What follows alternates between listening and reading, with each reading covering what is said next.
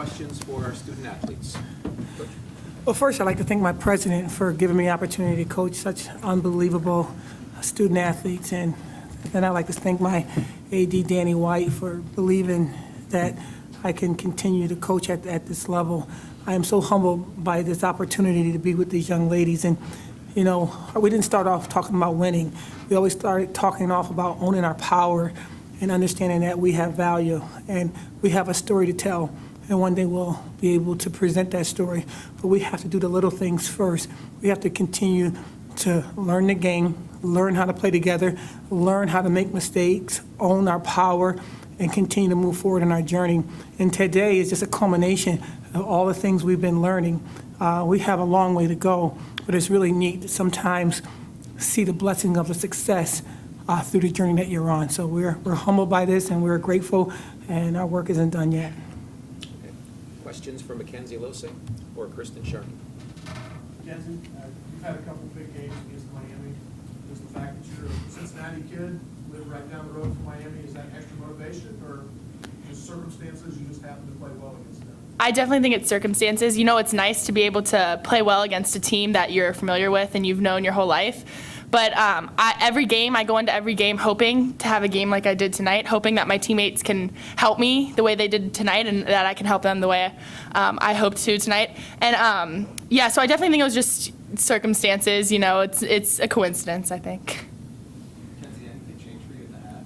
You had 5 points in the first half and You know, I knew that my team needed more from me. I wasn't giving my team enough. I wasn't doing enough for my team, and I knew that we needed an extra push. And my teammates, you know, I couldn't have done as well as I did tonight without passes from my teammates. You know, I had a couple bad shots that Sharkey, you know, rebounded for me and put right back up for a couple points. Same thing with Krista Bacchus.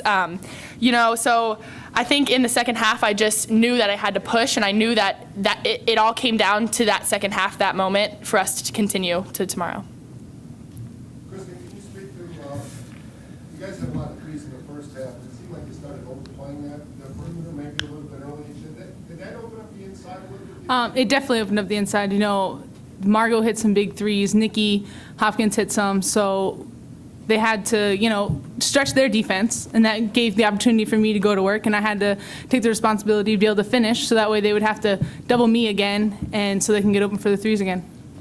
Felisha, it seemed like there was a stretch in the second half where Mackenzie was just kind of taking over. Can you talk about her performance like the game? Well, at the beginning of the game, I think that she was too high, and so we subbed her very quickly, and it's to tell her to come down. I love coaching kids that's too high. It's the kids that you have to motivate to become ready. It's the ones I struggle with. And so after we inserted Sloan, who did a tremendous job in her behalf, she came back in and realized that we had 20 minutes to make a statement. And she stayed poised, and I didn't give her, one of her teammates gave her a nickname, Truck, and we knew that she's going to go forward. I said, leave it out there, do what you do, and she showed up, and that's a credit to what her teammates do and what she's capable of doing. I tell you, it's great to get somebody like her out of the state of Ohio. Any more? We're open to talk. Mackenzie, there was a 4-point game with about 9 minutes left. You had the consecutive steals. One turned away. Anything in particular you saw in terms of opportunity at that point? Because that's when you guys started to pull forward. You know, the first one was kind of just, she was dribbling in front of me, and it was just a little bit of luck. I saw opportunity, and I took it. And then from that point forward, I think all of our defense was so tough that whole second half that I think they were a little tentative with the ball. And I think that we really, you know, made that a good opportunity for us to go at them even harder. And so, yeah, I think their you know, tentativeness with the ball is what I kind of saw. And can you talk maybe about the defensive job as a team you did on Osborne? She had, you know, I mean, she had 19 points, but, you know, didn't shoot that well from the field. Right, you know, all week we stressed chasing the shooters, trying to not give them as many open shot opportunities, and I think we did that really well. I think we had great talking throughout the whole team. You know, our posts helped us so much because sometimes when the guards would get in the lane or get that drive, they'd step out, and we played really great team defense today. All right. Our student athletes, we'll let you get back to the locker room. Great job, Coach, ladies. thank you.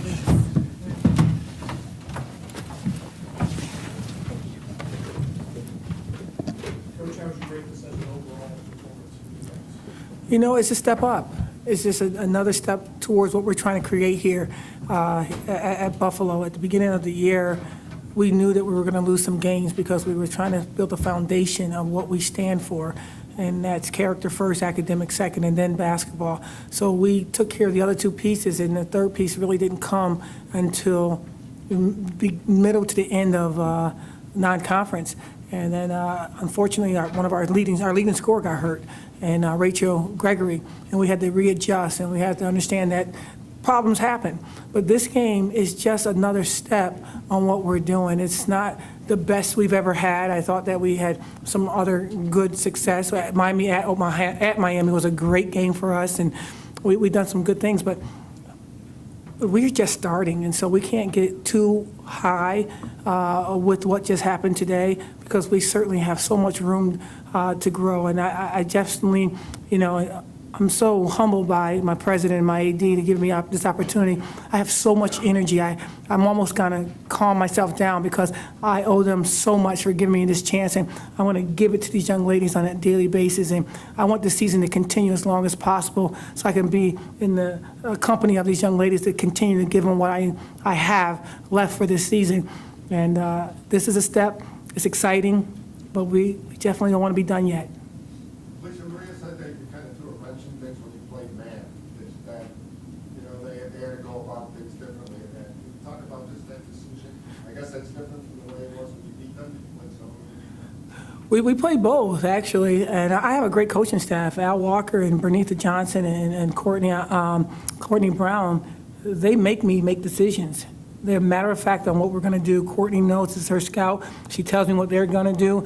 Coach Al is talking offensive stuff, strategy, and Bernice is talking defensive strategy. And I'm just the voice that you hear, but I have a great staff. The best recruiting job I've done was recruiting a great staff, and Paya is a part of that group as well. So, you know, they hit shots when we went zone, and as a coach, you have to make decisions, and it's not a wrench, it's just adjustment. I think that Maria Fantana-Rosa is one of the best coaches in our conference, arguably in the country. Her staying power at Miami of Ohio is just unbelievable. She's done such a tremendous job. And Osborne and Alowinski, you cannot say enough about those two young ladies. They have absolutely put the MAC on the map, and we're humbled by their greatness, and we need to honor them by continue to grow the MAC conference and women on the women's side of the ball, because they left their print in this conference. Can you touch, I guess, too briefly on Osborne and how he made life difficult for her? Well, you didn't make life difficult. You don't stop somebody like her. You just hope to try to contain her. She had to do too much. She had to be the point guard. She had to be the post player. She had to be the shooting guard. Even she can't do all that. They have injuries. I know they're injured. You know, they're missing their post player at 33. They're missing their 42. I don't ever try to get too comfortable with names, because I start getting compassionate, as you see, about people. So I just try to give them a name. Osborne, I knew she was special when I was at my last university, and I just got there too late because I really thought she was special, even as a sophomore in high school. So, you know, she just had a tough time, but I think the best, Michael Jordan would have had a tough time to have to do what she had to do today. My hat's off to her and Alowinski. Thank you guys for all you do for the MAC conference.